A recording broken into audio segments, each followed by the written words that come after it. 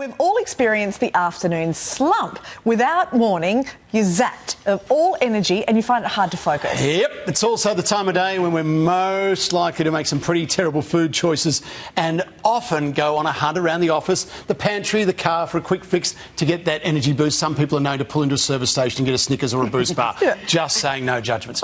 Weekend Sunrise nutritionist Sarah Lorenzo is here with us. Sarah, why do we sometimes have this most magnificent big lunch and yet we feel so tired? Tell us about the eating plan. How do we overcome it? Okay, so it's really important to start your day with breakfast. I tell all my patients it is essential, that is just a given, to start that slow release of energy throughout the day to avoid that slump. So it would be doing something like some oats, as I've got there for breakfast, but as well I've also got some eggs on toast. Now the toast is really important because it's that complex carbohydrate that we need to give us that slow release of energy throughout the day. And with the eggs as well, they've got vitamin D in it, and vitamin D is also linked to lowered energy levels. For mid-morning, nuts are fabulous. They've got trace minerals in them that can help with any deficiencies. The good fats that can really help keep you full through till lunchtime. Speaking of which.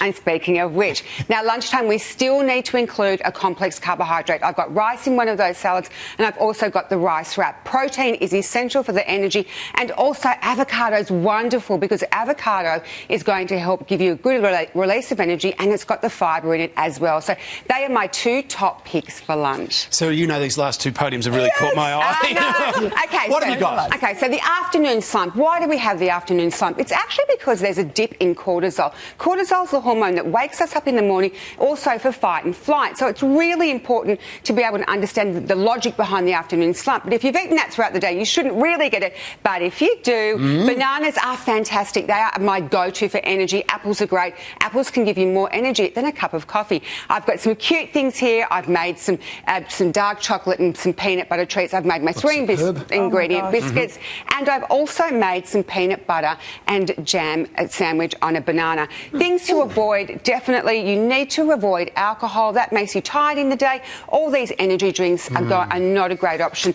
And as for water, there was a study that showed that when people are dehydrated, they have low energy. So water is actually very simple and very logical when beating fatigue. So water is essential. What have you got in the last one? Well, for dinner, we don't need energy at night, but we need something like some wonderful protein. I've got steak there because often people with iron deficiency can actually feel fatigue. So steak, and I've just got some veg there. Some protein for growth and development throughout your sleep at night. Some vegetables there that are just wonderful for the micronutrients. Finished off with a delicious bowl of raspberries. With ice cream. That's my favourite dinner. So there is your beating energy day on a plate. It's all done. Yeah, the thing about Sarah is this is how she talks normally. Yeah. Like, when you talk to Sarah, she talks it through and you go, oh, it's really easy. Oh, that sounds amazing. Something that makes sense. It's so simple. It's evidence-based. Makes it feel so easy. It looks amazing, smells beautiful, terrific. Thank you. Well done, Sarah. Thank you. As always.